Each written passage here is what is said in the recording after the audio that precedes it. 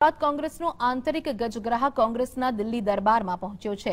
શંકરસિંહ વાઘેલાએ રાહુલ ગાંધી સાથેની મુલાકાત બાદ કોંગ્રેસ અધ્યક્ષા સોનિયા ગાંધી સાથે મુલાકાત કરી। શંકરસિંહે જણાવ્યું કે કોંગ્રેસ પાર્ટીનો આભાર જેણે મને આટલું માન સન્માન આપ્યું।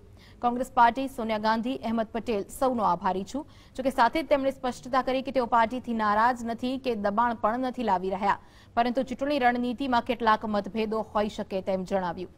બાપુએ કહ્યું કે 4-5 દિવસ બાદ તેઓ ચૂંટણી રણનીતિની ચર્ચા કરવા ફરીથી આવશે।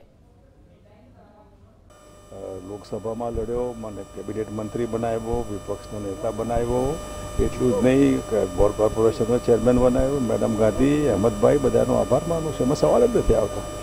પણ કેવી રીતે લડાય એની સ્ટ્રેટેજી માટે અમે બધા મળ્યા। પ્રેશર શિકાયત એવું ન હોય, સ્ટ્રેટેજી હોય। સ્ટ્રેટેજીમાં ડિફરન્સ ઓફ ઓપિનિયન દરેક ના હોઈ શકે। આમ હોય તો આમ થાય, આમ હોય તો આમ હોય। એટલે 2-4 દિવસ પછી વળી પાછા આવશે ત્યારે મળીને આગળ વાત કરીશું। કોંગ્રેસ પાર્ટી પક્ષમાં રહેશો? હા, છું ને એમાં શું? હા, ડોન્ટ વરી। કોંગ્રેસ પાર્ટી પક્ષમાં રહેશો? હા, છું ને એમાં શું? હા, ડોન્ટ વરી।